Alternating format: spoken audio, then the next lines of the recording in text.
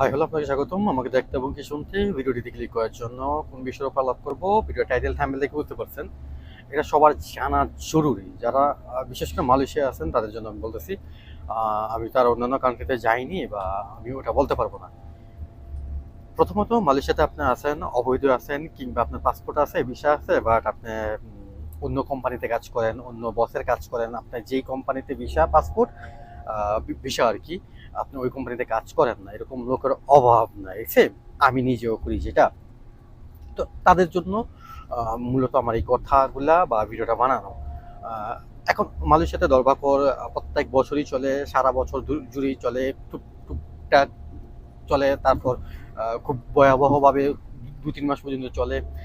তো ওই সময়টাতে যারা অপারেশিতে ধরা খান ইমিগ্রেশন পুলিশের কাছে, তো ওই মুহূর্তে আসলে করণীয়টা আপনার জন্য কি, এই বিষয়গুলো নিয়ে আমি কথা বলবো।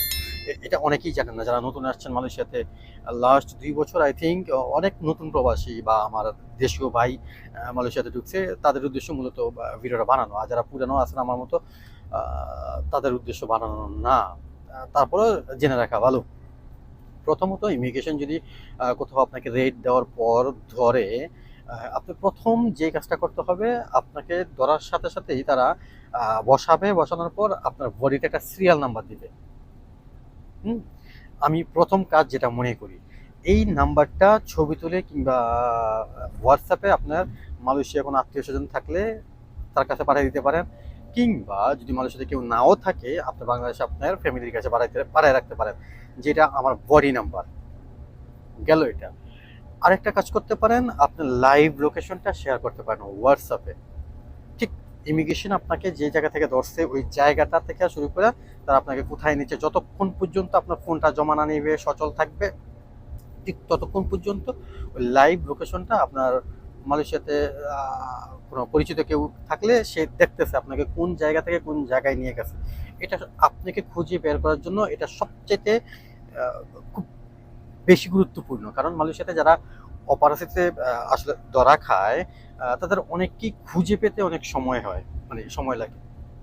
তো এই খুঁজে পেতে যাতে সময় না লাগে, খুব সহজে খুঁজে পাওয়া যায় আপনাকে কোন জায়গায় নিয়ে গেছে, কোন জায়গায় রাখা হয়েছে, কবে আপনাকে করে তোলা হবে, এই সংক্রান্ত বিষয়গুলো তথ্যগুলো নেওয়ার জন্য আপনার লাইভ লোকেশন শেয়ার করাটা খুব জরুরি। বডি নাম্বারের সাথে সাথে লাইভ লোকেশন শেয়ার করা।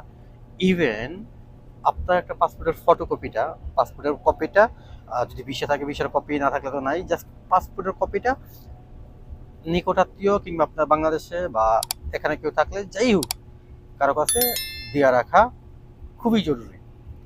ওকে ফাইন, এটা গেল। আপনি জেল পর্যন্ত গেলেন। নর্মালি অবৈধদের একটা নির্দিষ্ট 3 থেকে 4 মাসের মতো একটা জেল হয়, যদিও জেলে আই থিঙ্ক 25 দিনে মাস, 30 দিনে না, 25 দিনে মাস। তো এই 25 দিনে মাসের মধ্যেই 3 থেকে 4 মাসের একটা জেল হয়। তো 3 থেকে 4 মাস পর আপনি বাংলাদেশে যেতে পারবেন, একটা টিকিট কেটে দিলে আপনাকে। তো জেলের ভিতরে একটা সুযোগ আছে, প্রত্যেক রবিবার একটা ফোন করার সুযোগ থাকে।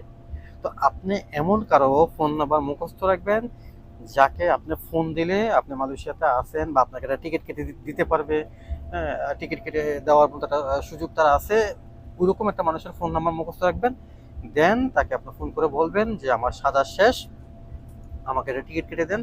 বা আমার ফ্যামিলির সাথে যোগাযোগ করেন, কিংবা আপনার ফ্যামিলিকে বলেন যে আমার জেলের মেয়াদকাল শেষ, মালয়েশিয়াতে কারোর সাথে যোগাযোগ করে আমাকে একটা বিমানের টিকিট কেটে দাও, আমি বাংলাদেশ চলে আসবো। যেই কোনো একটা নাম্বার খুব বিশ্বস্ত, যাকে নর্মালি একবার ফোন দিলে ফোনটা রিসিভ করবে, এরকম একটা মানুষের নাম্বার মুখস্থ রাখতে হবে। দেন আপনি আপনার জন্য, আপনি অবৈধ ঠিক আছে, আপনি এক কোম্পানি ছেড়ে আরেক কোম্পানিতে কাজ করেন, হ্যাঁ, এই ব্যাপারগুলোতে আপনি নিরাপদ। এই বিষয়গুলো করা বা জেনে রাখা বা আগে থেকে প্রস্তুতি নিয়ে রাখা, এটা আপনার জন্য খুবই নিরাপদ। কারণ মালয়েশিয়াতে এরকম অনেক অনেক আছে, বছরের বছর জেলে পচতেছে, জাস্ট একটা টিকেটের জন্য বাংলাদেশে যেতে পারতেছে না, তার সাজা মৌকুফ হয়ে গেছে। 2 বছর, 3 বছর, 5 বছর, 8 বছর পর্যন্ত এরকম লোক আছে, তার সাজা মৌকুফ, কিন্তু তার ফ্যামিলি জানে না সে কোথায় আছে, কেন বাইচে আছে কিনা, মরেই গেছে। ইভেন সে নিজেও বলতে পারতেছে না কিছু। এখন মালয়েশিয়ার জেলে আসলে কিছু বলতে পারতেছে না কেন? খুব লম্বা একটা সময়, 1-2 মাস জেল খাটলে মানসিক ভাবে সে বিকারগ্রস্ত হয়ে যায়। আমি 15 দিন ছিলাম, আমি বালাইতে ছিলাম, আমি আহামরি কোনো জেলায় ছিলাম না। ওইখানে থাকার যে অভিজ্ঞতাটা, আমি ওটার উপর বেস করে বলতেছি, খুব বাজে একটা অবস্থা। আপনি মালয়েশিয়ায় 1 মাস থাকলে আমার মনে হয় আপনি আহ, মানসিক ভারসাম্যটা হারিয়ে ফেলবেন, আপনি নিজেকে চিনতে পারবেন না, আপনি আপনার ফ্যামিলিকে চিনতে পারবেন না। আমার কাছে যেটা মনে হয়, আমি 15 দিন থাকার পরে আমার কাছে যেটা মনে হয়েছে, আমি ওই অভিজ্ঞতা থেকে বলতেছি। এখন আমার এই ভিডিওটা অনেকেই দেখতে পারেন যারা মালয়েশিয়ার জেল খাটছেন বা জেলে ছিলেন। তারা কমেন্ট বক্সে আপনাদের মন্তব্য বা আপনাদের অভিজ্ঞতা শেয়ার করতে পারেন, কিংবা যদি আপনারা, আমি এটা নিয়ে একটা এপিসোড বানাবো, পডকাস্ট লাইভে আমি কথা বলবো। যদি এরকম কেউ আগ্রহী থাকেন যে না, মালয়েশিয়ার জেল সম্পর্কে আমি কথাবার্তা বলবো, মালয়েশিয়ার জেল সম্পর্কে আমি জানাবো, তাহলে আপনি আমার সাথে যোগাযোগ করতে পারেন। আমি আমার স্ক্রিনে আমার হোয়াটসঅ্যাপ নাম্বারটা দিয়ে রাখতেছি, এই নাম্বারে যোগাযোগ করতে পারেন। আমি আপনার সাথে কথা বলে আপনার সাথে নিয়ে আমি একটা ভিডিও বানাতে চাই। এরকম যারা বলতে চান আপনার মালয়েশিয়ার জেল জীবনের অভিজ্ঞতা, মালয়েশিয়া দালাল চক্রের অভিজ্ঞতা, মালয়েশিয়ার কাজের অভিজ্ঞতা, ভালো খারাপ সবকিছু মিলিয়ে যারা কথা বলতে চান, আমার সাথে যোগাযোগ করতে পারেন হোয়াটসঅ্যাপে। সো এতটুকুই। আমি মন থেকে চাই, আমি মন থেকে চাই সবাই সেফ থাকেন, নিরাপদে থাকেন। বাট অবৈধ থাকাটা আসলে আমি কখনোই প্রমোট করি না বা সাপোর্ট করি না। যদি সুযোগ থাকে, সুযোগ দেয়, বৈধ হয়ে যান।